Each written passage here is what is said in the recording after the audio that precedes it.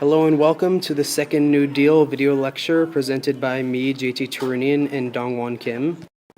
In this video, we will go over the Second New Deal, which consists of the Social Security Act and the Wagner Act.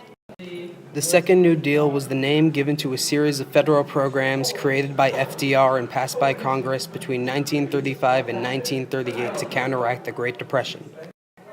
The essential question is, how did the Second New Deal's Social Security and Wagner Act boost the economy during the Great Depression?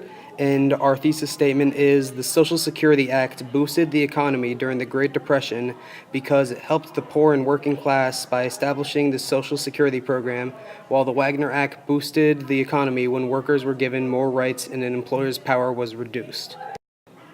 The early 20th century witnessed the establishment of a number of state programs to provide benefits or pensions for the unemployed, elderly, blind, disabled, or needy. The common problem with all of these state programs, however, is that they all had very tight restrictions, which made it so that very few people were able to actually get good benefits from them. The Social Security Bill outlined a national system of old age insurance and safeguards for the unemployed, dependent mothers and children, the crippled, and the blind.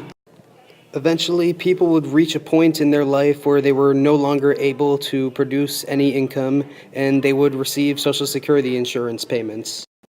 The Social Security Act is different from the early programs of the 20th century because while the Social Security Act was as restrictive as the early programs of the 20th century, the Social Security Act was able to give aid to the people. A major thrust of the Social Security Act was to establish a retirement program that both employees and employers contribute to during their wage-earning years. In general, these programs relieved the financial burden to states of their original public assistance programs. During the following decades, the scope of the program was greatly expanded to provide coverage for more segments of population. Social Security is one New Deal program that survives to the present day. Its survival, however, has been repeatedly threatened by funding shortages. In 1935, Congress passed the Wagner Act, also known as the National Labor Relations Act, which limited employers' power over workers. The Wagner Act made it so that employers could no longer fire or punish workers simply because they had joined or formed a union. The Act also established a set of fair employment standards and guaranteed the right of workers to organize and collectively bargain with management through union representatives. Later, in 1938, the Fair Labor Standards Act was passed. It was the final significant piece of the Second New Deal. The Fair Labor Standards Act prescribed the maximum hours employees could be required to work without being paid overtime, and also prescribed the minimum wage they could earn. By limiting an employer's power over workers, the workers became more valuable, which boosted the economy.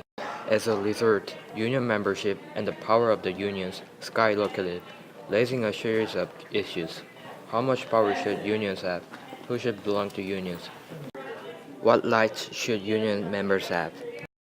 FDR's Second New Deal brought significantly beneficial changes to the economy when compared to the Great Depression. The New Deal's social reforms aided the helpless people of unfortunate causes such as disability and poverty, and it helped many individuals and families get back on their feet.